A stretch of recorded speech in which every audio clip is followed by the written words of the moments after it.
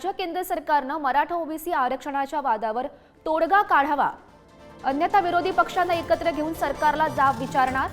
शरद पवार यांनी राज्य आणि केंद्र सरकारला हा इशारा दिलेला आहे। मनोज जरांगे किंवा ओबीसींचा एकही प्रश्न सरकारनं सोडवला नाही असं सुद्धा शरद पवार म्हणतायत।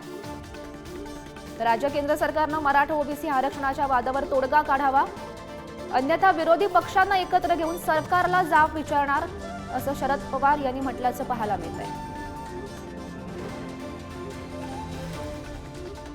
दरांजीचा एक कुठला प्रश्न सुचला आहे, एखादा प्रश्न सुचला त्यांचा नाही, तेच मागणी तेच ना, म्हणजे दोघांचेही प्रश्न सुचलेले नाहीत। असं की केंद्र सरकारचा अधिकार आहे, सामाजिक तणाव निवडण्यासाठी घटनात्मक दुरुस्तीचा विषय तिचा आहे।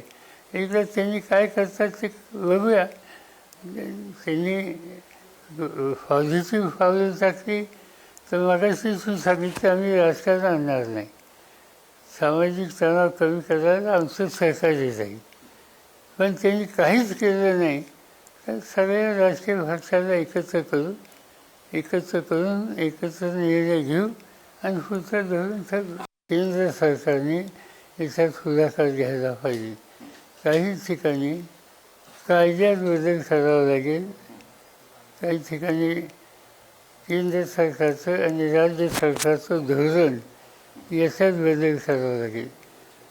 या दोन्ही लोकांच्या ज्या मागण्या आहेत त्या मागण्याच्या संबंधी मार्ग काढायला सरकारने, विशेषतः केंद्र सरकारने पुढाकार घ्यायची गरज आहे।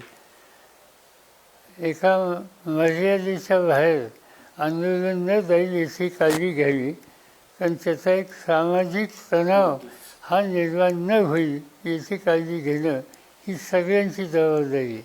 आम्ही इथं राजकारण आणू इच्छित नाही, पण इथं केंद्राला बघ्याची भूमिका घेऊन चालणार नाही।